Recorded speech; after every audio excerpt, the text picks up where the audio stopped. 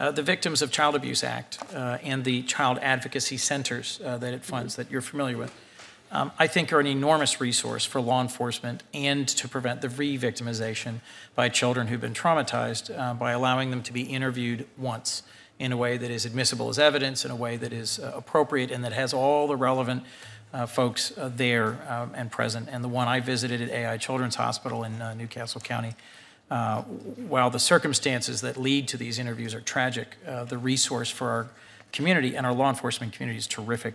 I was surprised that it was zeroed out last year, and I'm hoping that I could rely on your support for restoring funding to this small but cumulatively a powerful program in the FY12 budget. Any thoughts on the future of Child Advocacy Centers? Well, I was one of the people who started the Children's Advocacy Center here in Washington, D.C. I know the impact that it has, the positive impact it has on child victims of crime. The decision to eliminate this funding was a difficult one.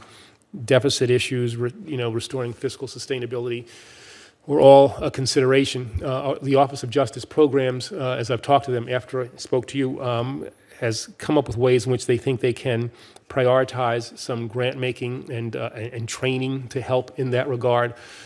But I'm just going to, I think that as we look at the budget for the next year, that given what we get from the advocacy centers and the relatively small amount that is involved, that this has to be a part of the next budget. I'm not satisfied with where we are now with regard to the present budget. I think that was a mistake.